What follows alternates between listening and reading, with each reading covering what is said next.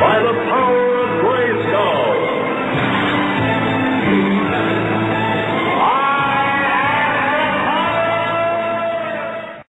Hey everybody, this is the Review Revolution, back at you again, and this time we're taking a look at the second of Mattel's Masters of the Universe Classics figures. Now, She-Ra, of course, was the Club Eternia figure, and Keldor is the not bonus, but quarterly figure.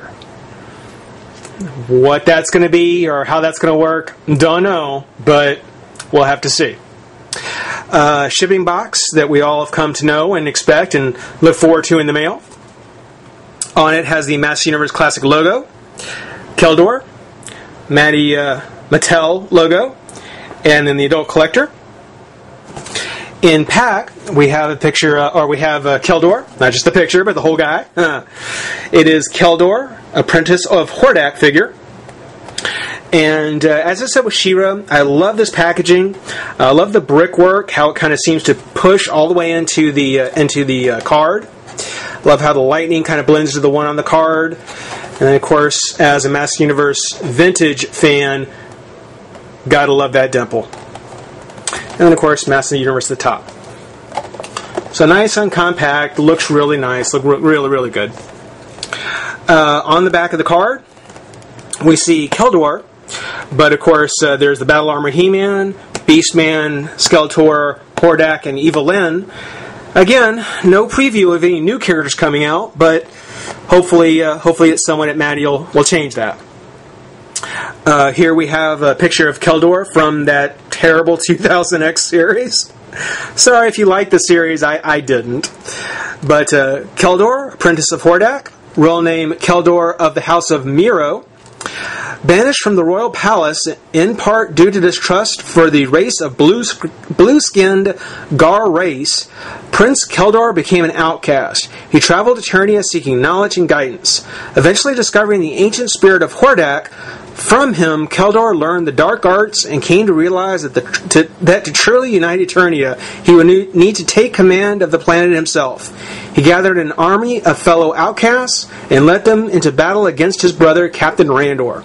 Eventually, defeated and near death, Keldor once again turned to Hordak, who in exchange for his own freedom agreed to save Keldor's life by merging him with Demoman, twisting Keldor into Skeletor, the Lord of Destruction.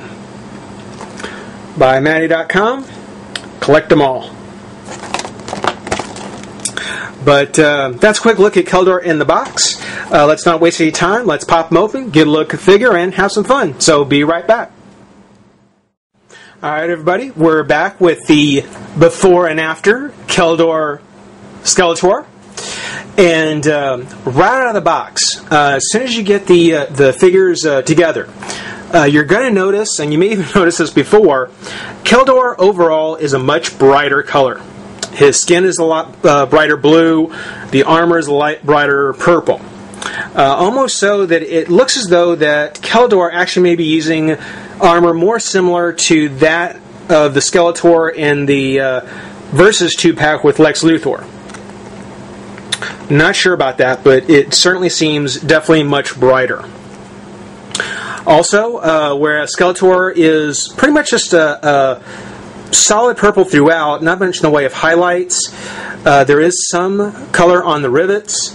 Keldor's is much more metallic, much brighter purple. And on the chest plate, of course, Keldor has his painted gray with the red jewel. Skeletor's is just the standard purple. The armor, of course, the armor is pretty much the exact same mold going all the way down.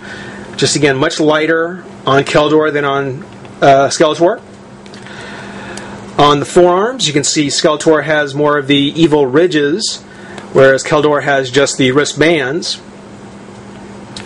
And going down to the boots, of course, the top of the boot for Skeletor is the same as Keldor, except Skeletor has the clawed feet, and Keldor is wearing boots, which means that the jury's still out on what his feet look like.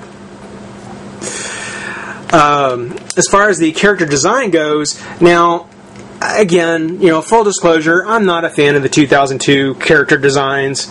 I never was. It's one of the reasons why I didn't care for the show and didn't watch it. But I will say that putting Keldor in a more vintage, more classic Masters of the Universe mold or style or design, it certainly helped him. It helps out a lot. He's not as lanky, isn't as skinny, and it certainly makes him look more impressive.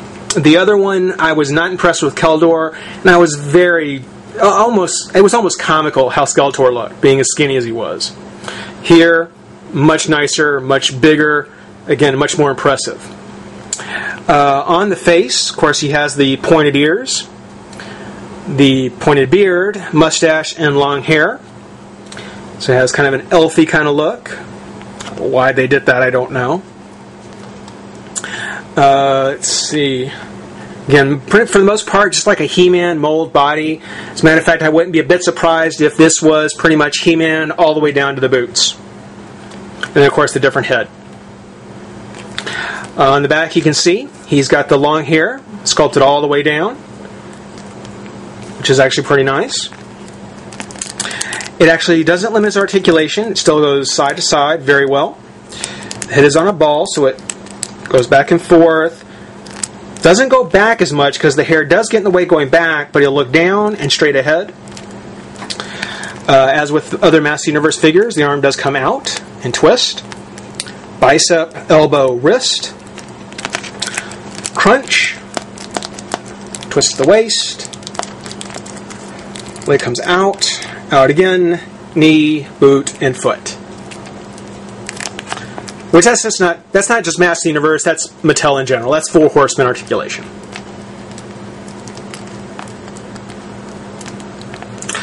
Now, in the way of his accessories, I guess we'll start with the swords. In the 2000X story, originally Skeletor was supposed to have got both halves of the power sword, and He-Man got that big clunky can opener to kind of replace it. This is actually, a lot of people asked, are you going to do Skeletor's sword from 2000X? Well, the 2000X sword was the power sword. And one of the selling points of Keldor was that this would be the first or the only time that we would get both halves of the power sword in the purple. So if you weren't tripping over yourself enough for Keldor, well, now, of course, they had to go ahead and give you the only time they were going to do both halves in purple. Was it worth it? Well, going all the way back to the 80s, with this particular design of putting the sword together, it's never going to snap closed right. It's always going to split at the top. And due to the obsessive need to make this look exactly like it did from the vintage line, it's interesting, but yeah, I would gladly have sacrificed some nostalgia to find a way to make this sword snap together better. Yeah. Yeah. So no, it's very cool, but is it worth it? Nah. Keldor also comes with the acid vial, which, for anybody who watched the episode or knows the story, this is the secret weapon he had that he was planning to use to kill Randor, and in fact turned on him and scarred him and threatened to kill him until he made a deal with Hordak to become Skeletor. The last accessory is actually one that he wears. When you move the cape, or the hair, you can see on the cape, it hangs very low on his back. And the reason for that is that it's not attached, just like She-Ra. It will come off a little bit easier in Keldor's case. And actually, even without the cape, I think he does look pretty impressive in a vintage style. The idea was that people were asking if there was going to be a Skeletor with a cape. So what Mattel did was they released Keldor with a removable cape that you could put on Skeletor, which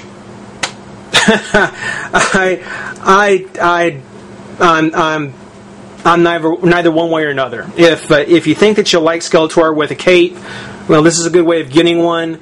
The purple is out of place because, again, it doesn't match the one that he actually has on. But, you know, for people who are big 2000X fans, this is probably a very cool feature.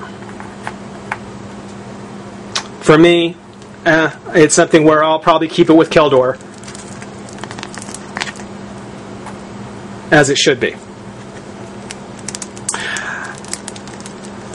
Overall, I would say that despite the fact that I'm not a big fan of Keldor, I would still say this figure is worth a 7, 7.5. It's not a bad figure, and it certainly impresses me more as a classic figure than the 2000X version was.